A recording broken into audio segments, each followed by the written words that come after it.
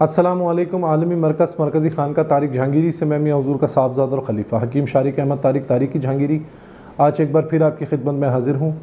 आज का जो हमारा टॉपिक है वो एक ख़ास धुनी तैयार करने का तरीका बता रहे हैं ऐसे अहबाब को जो कि कारोबारी बंदिश का शिकार हैं या रिश्तों की बंदिश का शिकार हैं या रोज़ी रोज़गार की बंदिश का शिकार हैं।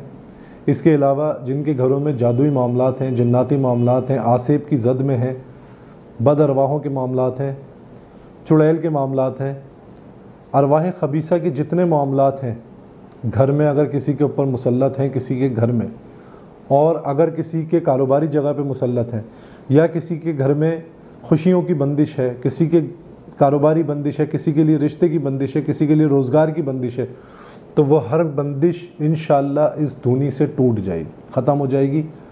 और अगर कोई जन्नाती मामला होगा या अरवाह खबीसा का मामला होगा तो इंशाअल्लाह या तो वो जल जाएंगे या वो जगह छोड़ देंगे।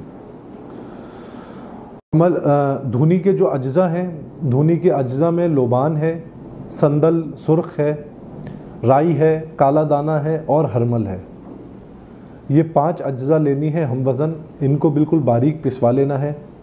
उसके बाद इस अज्जा पे 7 मरतबा दुआए सैफ़ी पढ़ के दम करना है। रोज़ाना 7 मरतबा दुआए सैफ़ी पढ़ के दम करेंगे, 7 मरतबा, और 7 दिन तक अपने घर में, अपने या कारोबारी जगह पे या अपने कमरे में इसकी धुनी देंगे।